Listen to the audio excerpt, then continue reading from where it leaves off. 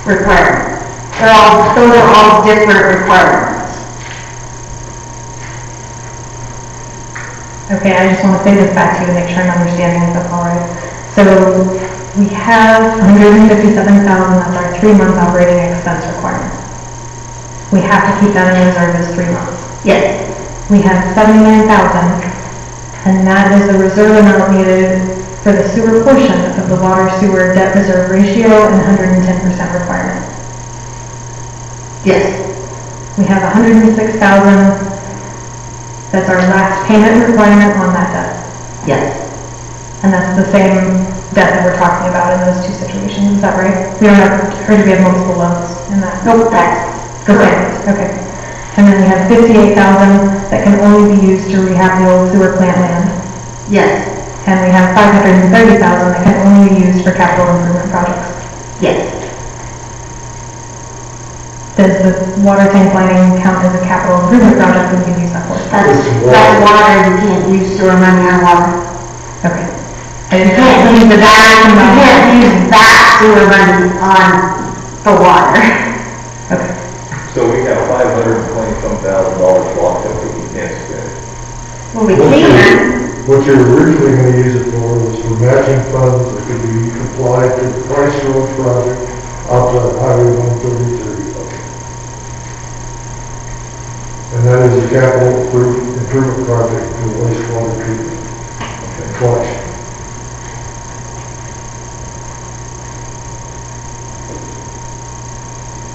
All right, other questions, comments? No. I have another question on expenses. Sure. What's included in the repairs and maintenance for sewers for 2021? It looks like a 20,000 increase over 2020.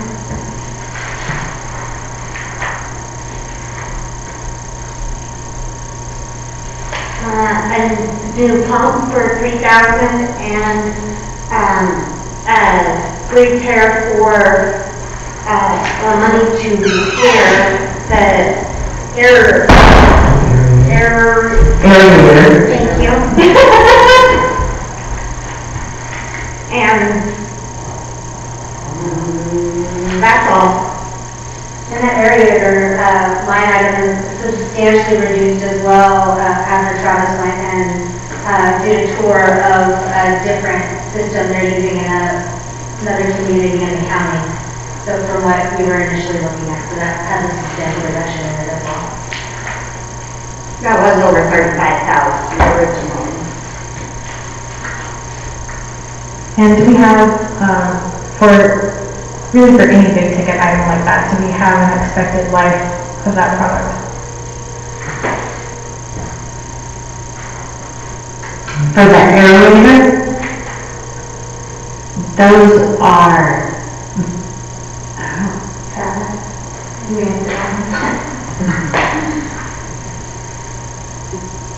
I mean, they have a 1-year warranty.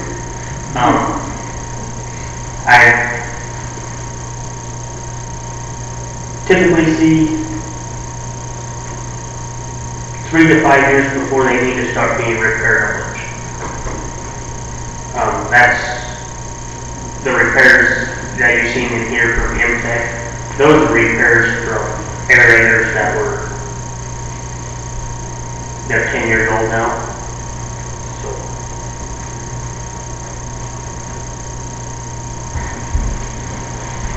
I mean, they run 24 hours 7 days a week, so they're constantly moving.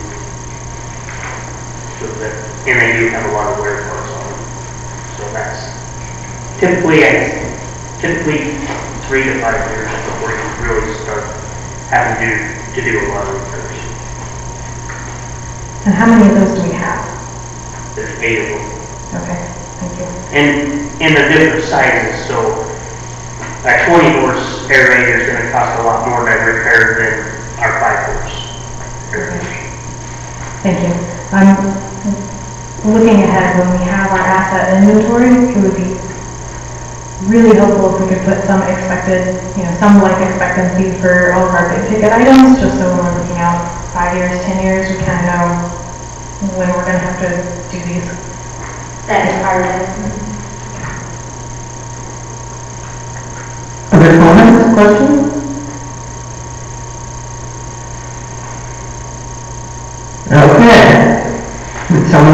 make a motion.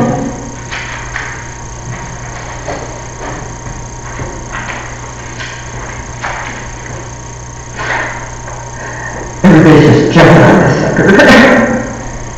I feel the same way about this. I think a rate increase is premature until we get that water study back, because if it comes back and says that we can support a number of additional taps, then we don't need a rate increase. And I'd rather reduce our budget and wait to see that before we make big changes.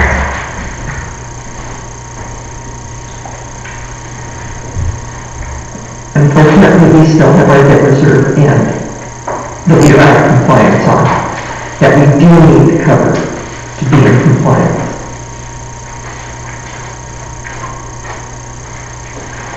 Make the motion, Michelle.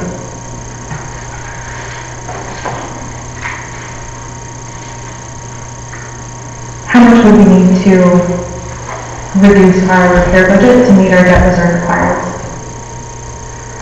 39,000.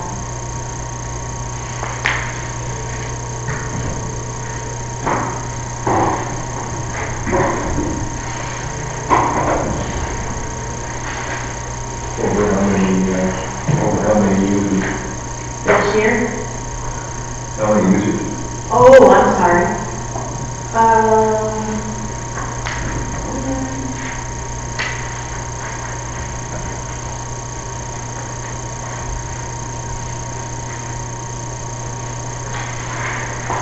1136.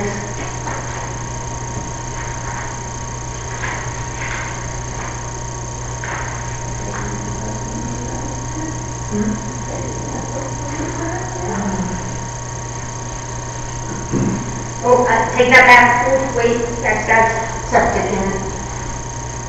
1125. So you need $79,000 more. What we said, correct? Mm-hmm.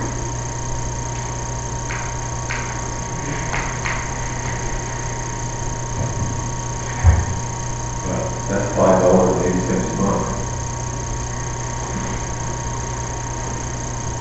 Right, which is why you see this says it's $6 in town, $3 out of town. Again, trying to bring them closer together so in town and out of town is similar.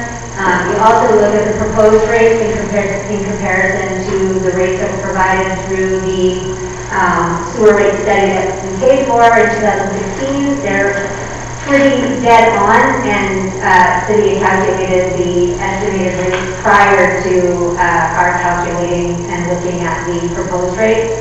And also for information, it's included in those summaries that for an explanation, it was asked at one of the meetings why the charges were higher for out of town than in town.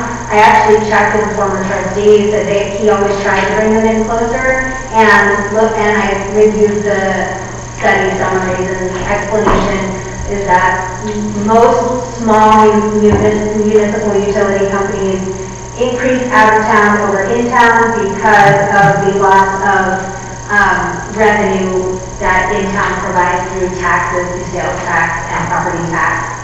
And that typically is the reason why. I did get that question answered. And there's also the function of density. Your rural customers are less dense than you have in your urban city center. Density is another factor that you take into account for out of town, for the number of taps per foot of pipe you've got in the ground. Where in town you have a higher density than you do when you run it out to a peripheral area. With respect to sales tax, we actually make more sales tax because of people outside town, so that doesn't hit us. I just provided the information that I received. Yes, and I think the perception, having lived out of town for 7 years, the perception was that out of town users subsidized in town users. I think it created some animosity.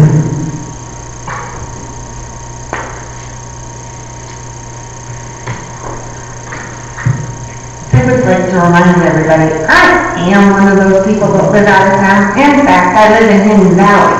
So not only do I have to pay the higher rates, I also have to pay the extra for the extra testing. So mine is around 100 well, with these increases, I'm in the close to between $125 and $130 a month. So trust me, if this was not necessary, I guarantee I would not be recommending it because it hurts me the most. Yes, Michelle. So we haven't looked at our general fund yet. I'm sorry, what? We haven't looked at our general fund yet, and we know that we have a sales tax increase in what's been coming in. So, But again, we have, these funds cannot get combined with the general funds. These have to stand on their own. You can't take general fund money and subsidize these funds. one thing we can do is move payroll, and it's a guess. It's an educated guess, but the allocation is a guess. So we can move some of the payroll back into the general fund. Right now, we've increased it from our budget of $128,000 this year to $194,000 next year. So that plays a big role in raising our rates. I believe that Wait a minute, I just want to say one thing. What you're asking the general citizen of this town is to subsidize sewer services above and beyond what they should be paying. That's why you have the enterprise funds to bifurcate those dollars that are allocated to the enterprise funds from the general fund. Otherwise, you've got the cross-subsidization, and I don't think our customers or our citizens like that anymore than us allocating funds inappropriately for other services. And I do want to add also for the general fund conversation that while sales tax has come in higher than was anticipated, we also have loss in revenues in other areas that were impacted in this year's budget. And hopefully this year is an oddity and won't continue for many, many years to come, but we can't bank on that. But they're minimal, but there were losses in other revenues such as parks rentals, community center rentals, and things like that as well. This may seem like a question out of left field, but you think we have to reclaim the old Twin Lakes area. Is there a standard or a plan that has to be implemented? Or what does reclamation consist of? Well, I would say one thing, that there is a program, a grant program out there called Brownfield Program, where if there is a perception that the ground is contaminated, you can get a grant, they will go in there, they will test the ground, and then they will rehabilitate it. And if it doesn't need rehabilitation, then you will be told that. But it is a grant that the town could get to actually take care of that old sewer property. That old sewer property is not contaminated. We had to go through the state health department when we when we took that and filled them up. We had to go through the state health department to come sign off on all that stuff. But still, there is a perception out there that it is contaminated. So the brownfield study would be a slam dunk to come in and test it and say, well, it's not contaminated. You can sell it if you want to, you can rehab it if you want to, you can do what you want with it. And the $58,000 that we have in that account would be used for matching funds for that. Yeah, but how many acres is that plan consist of? And again, what is the plan? Is there a set plan to consider it reclaimed? Or are you just going out there and throwing brownfield on it? The biggest thing with that was the board deciding what they wanted to do with the property. Well, I for one, that's $58,000. I mean, I can't see it spending more than $4,000 or $5,000 to reclaim it, other than the contamination. We could free up $50,000 that could go towards the reserve pretty easily by just dealing with this one issue. So I'd be in favor of postponing any rate increase on here for 3 months until we get this issue settled. And I guess I'd make that in the form of a motion. We do have one encumbrance on that property. As you recall, when we did the title search, Deliverance had a requirement for us, we may have to put in a fence along that property line between the old sewer plant site and their property. I had no qualification of what the cost of that barrier could be, but I'm sure it's not free. Well, I would make a motion that we postpone doing anything with the sewer rate until one, that question's answered. What is reclamation consists of, and can we rapidly get that reclaimed and free up our $58,000?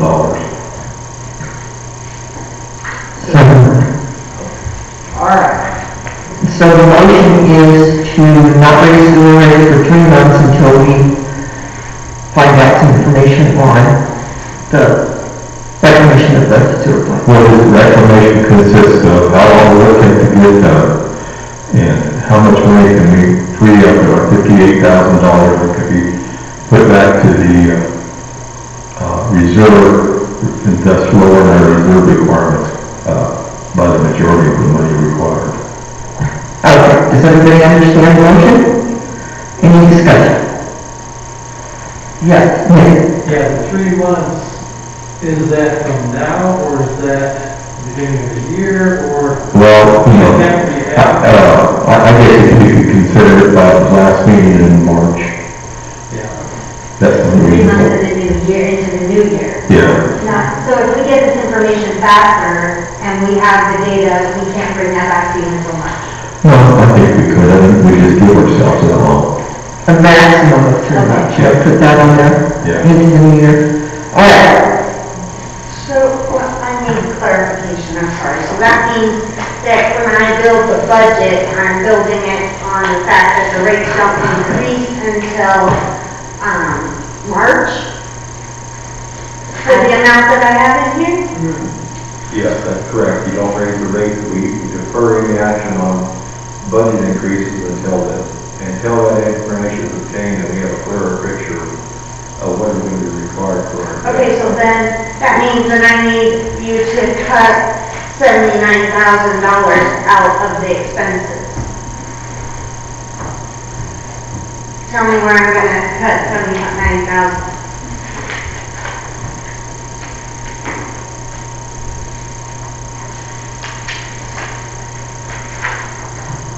Sewer expense. I'm not clear on why we still need to cut 79,000 if we've just potentially freed up 58,000 and we're considering That we that. haven't. To see if you can free it up. And so that still is a $27,000 deficit. Even if you were able to free up every dollar of that 58,000, that still leaves a $20,000 deficit. Right, so what I'm saying is for the purposes of this budget, wouldn't we say that that 58,000 is freed up until we know more, so that we can include that in the difference? So my understanding then is that it would be budgeted as 0 increases throughout the year, but we still need to find $27,000. Well, that's not quite correct. We're not zeroing it out for the year. We're going to revisit this subject as soon as we have the information. If we have the information by the end of November, end of December, we can revisit the subject. I'm just saying that we have to have it revisited and rate set by no later than last meeting in March.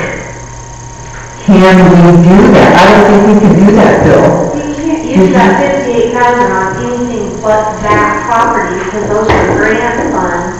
And those grant funds, because those grant funds dictate, just like selling that property out on the highway, the grant funds dictate where you can use that money.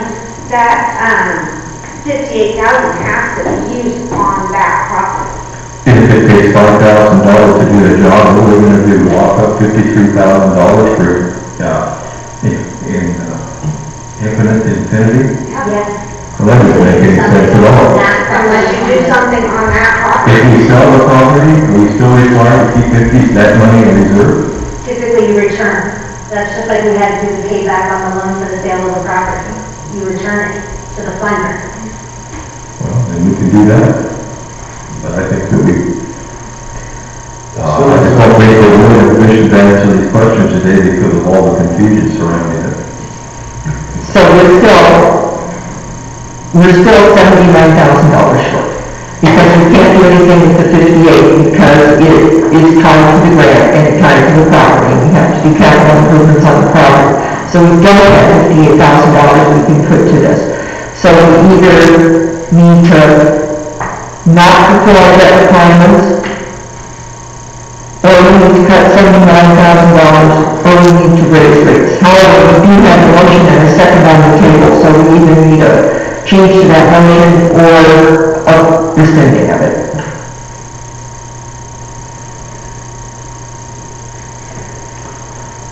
Well, we're not talking about not doing any rate increases for next year. We're talking about suspending this for no later than 3 months. And if all these questions could get answered by the end of the month, then we can revisit the subject.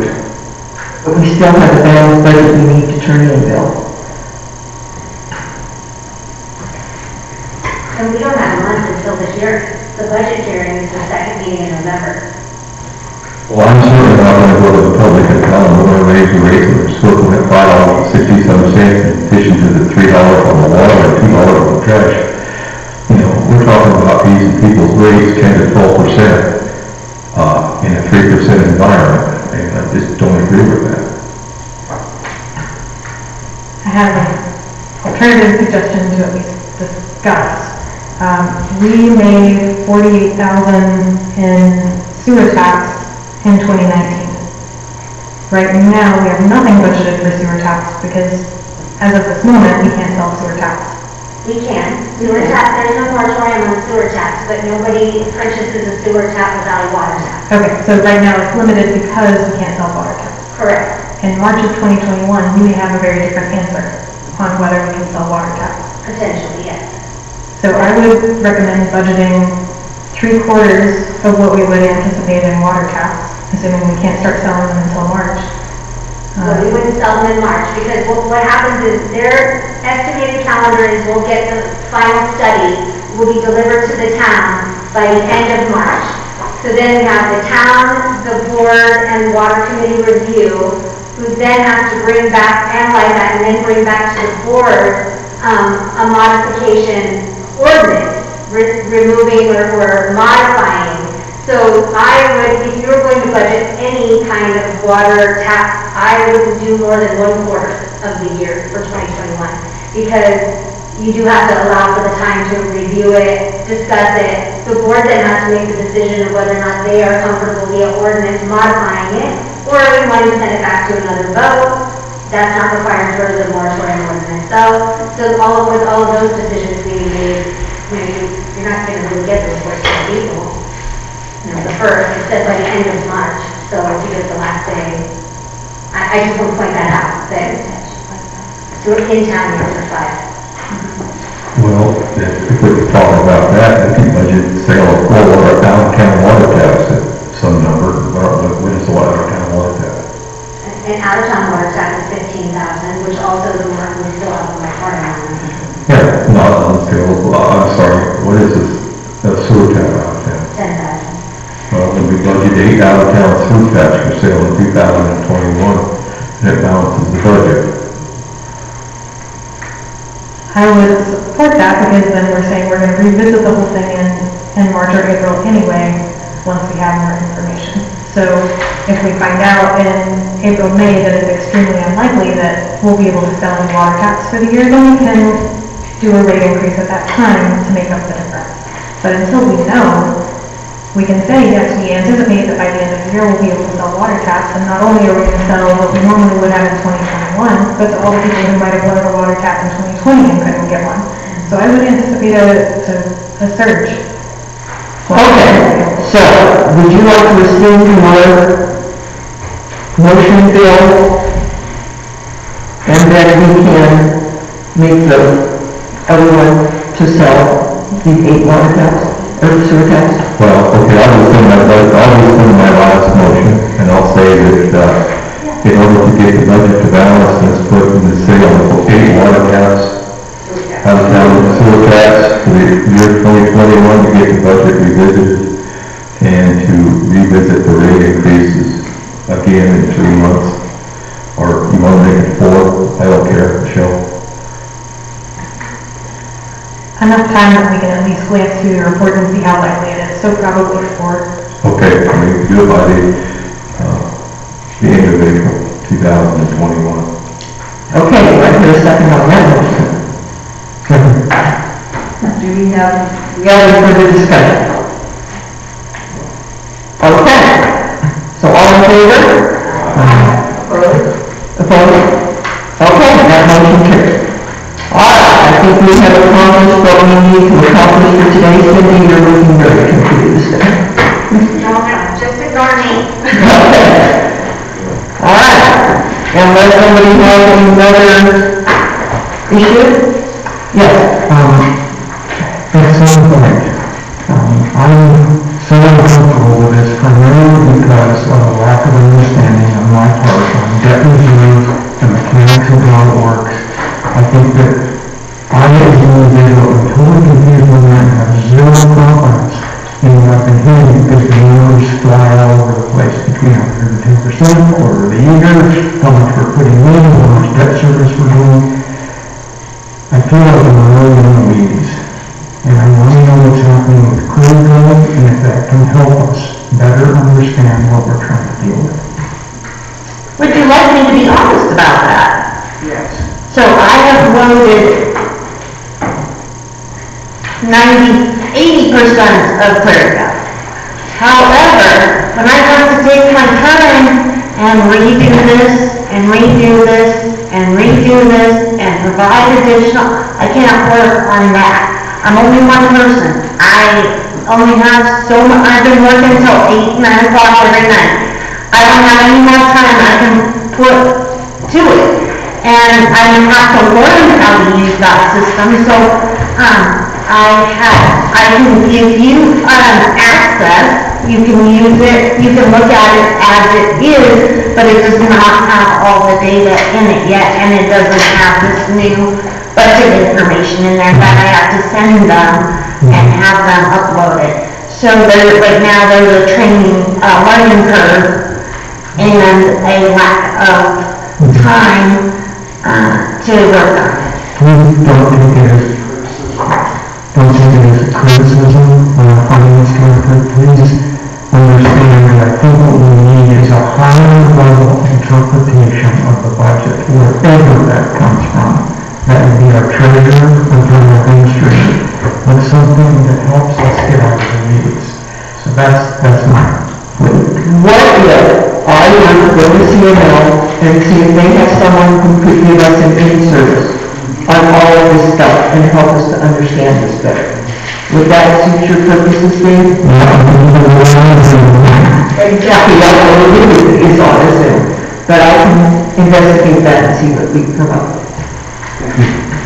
Not to take much more time, but I did do an internet search of Colorado reserves, municipal waters, reserves, and there's a lot of like case studies, but there's nothing that really, I couldn't find anything that just explains it. So it would be nice to have it spelled out, explained. I'll see if I can find something. Okay, anything else? Yes. Yeah, I feel like, maybe it was just me, but I don't think it was just me. I feel like there was a big surprise at where we're at with debt reserve at this meeting.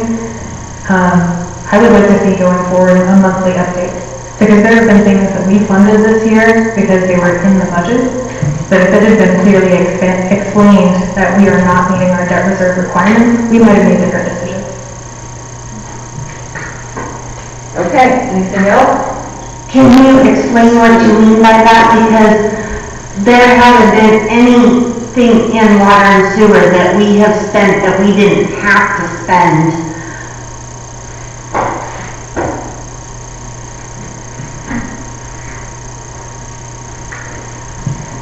So what I'm thinking of specifically is we had a meeting, and I can look back at my notes about that meeting, but it was a purchase we were making for Public Works. And Public Member asked, is it in the budget? And the response was, yes, it's in the budget, but that doesn't always mean all of those funds are available. And we did not dive any deeper into that conversation, and we really should have. So I'm going to say that that was probably the generator. Well, it's kids too, but that was the streets, but I I think your point is well taken, Michelle. Those came out of capital, which is general funds, that did not affect the reserves. What affected the reserves was the emergency on Third, the emergency over here on Main, the road, the PRD vault. Those 4 items are what ate up what reserve we had. And Those were not, none of those were budgeted. And the fact that last year's modification to the tiers as presented didn't account for a reduction in usage revenues. So instead of building the reserve that was anticipated last year, we broke even with what we brought in through the water system. That was also part of the issue. Okay, I hear that and I appreciate the clarification. My point still stands, though, if we have an expense come up, even if it's an emergency expense that can't be avoided, if we can just have a presentation of, hey, this is what this is doing to our debt reserves, so that the board and the public are aware of that well before we get into budget season. Understood. So that information is on your budget actually. But we will just point it out. That's the part where we're talking about, starting to have, instead of just giving you the data and having a little bit more of a conversation about what is in front of you. Thank you. Dave? Like if every quarter we started looking at these funds in depth and looking at possible rate increases of 25 cents, 30 cents. Here and there, every quarter we're looking at this. So that this budget process is really dragged down by this utility discussion that we're having.